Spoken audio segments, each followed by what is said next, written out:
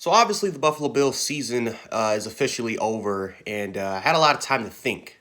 Had a lot of time to kind of reflect on the season, um, and obviously the loss against Kansas City was a tough, crushing blow. Matter of fact, it was actually worse the next day. Maybe because I'm an Alabama fan and I'm so used to my team contending for national championships every single year that I'm not that when they actually do lose or they're out of the playoffs or they lose in a national championship, I'm not as worried that they're probably never ever going to get one. Not as worried because I know that Alabama will contend in the future. For the Buffalo Bills, however, and at least for an NFL type of perspective, it's a little bit different. It's a little bit different with the Buffalo Bills. Way different because again, this is the NFL, and you look at some teams that were heavily contenders. These were teams that came out of nowhere and that they ended up contending, and they were this close for not only playing in a Super Bowl, because some of those teams actually did get there, but they ended up losing it and they never got to that point again. Now, obviously, Brandon Beane won Executive of the Year, and he's a guy that he's been really consistent. He's helped this team get to 3 out of the last 4 years of the playoffs.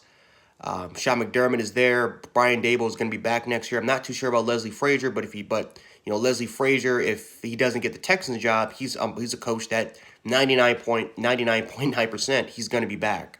So obviously the Buffalo Bills have figured out, not just from a players or a coach standpoint, but from a executive standpoint, the Buffalo Bills are very organized in those three things. So I think the Buffalo Bills, I do believe, will be a team that will contend for a pretty long time, in my opinion. I think the problem, however, is that when you take a look at some of those teams like the Atlanta Falcons in 2016, who was a 25 point favorite, 25 point favorite, as they were up 28-3 against the New England Patriots. They were literally a half away before winning a Super Bowl if they never would have choked it. You look at the Jacksonville Jaguars in 2017, right? Best defense in the league, Saxonville. Jalen Ramsey and A.J. Bouye, and Calais Campbell, Yannick Ngakoue, and all those guys, right? They were very close to beating New England, and they never got back. Take a look at the Chicago Bears in 2018. Chicago Bears had the best defense, right? People talk about the monster, the midway defense, or whatever they call over there in Chicago. But yeah, Khalil Mack, right? All those guys, Eddie Jackson having an all-pro season, Kyle Fuller, all those guys, Roquan Smith, and they missed a field goal. But who knows? If they would have beat Philadelphia, Chicago would probably be a team that most likely would have been contending for a Super Bowl.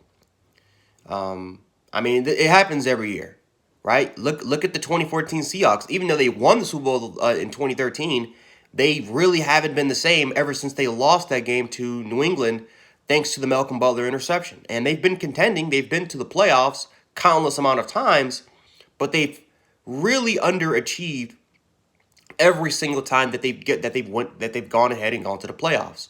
So my worry is that Buffalo is going to fall apart and that they're not going to make the playoffs. That's not my worry at all. I think the Buffalo Bills will be, again, I just said it, they will be contenders for a long time, especially when it comes to winning their division. However, really when it comes to not only getting to this point, but surpassing the gigantic monster, which is the Kansas City Chiefs, that's what honestly hurt me the most. Because looking at that game, it wasn't a close game.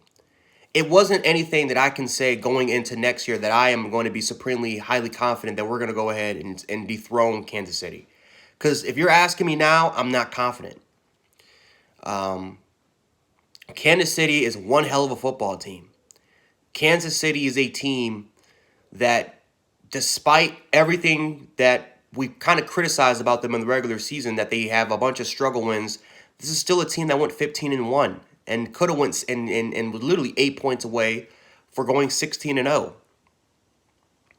And now they're here back in the Super Bowl for a second straight time. And really, it could have been a third straight time if it really wasn't for the defensive holding call against Kansas City, against New England Patriots.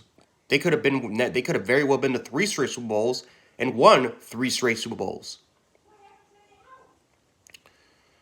You know, this is definitely a tough one.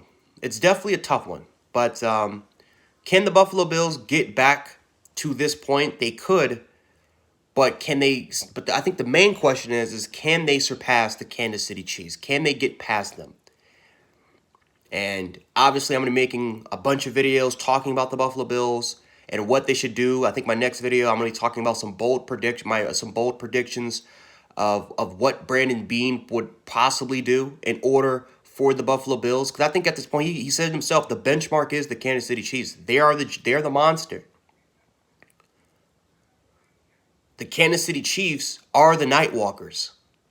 If you get that reference, you have to kill the Nightwalkers if you want the 7 kingdoms if you want to reunite the 7 kingdoms. And it's obviously they're a big monster to slay. They're obviously a big monster to slay. Obviously, the loss still hurts.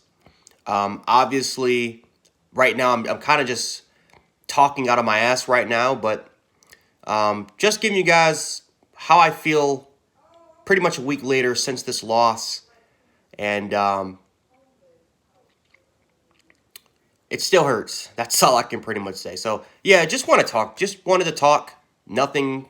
Sorry if this video is not organized, but I just wanted to talk of, again, just how I feel.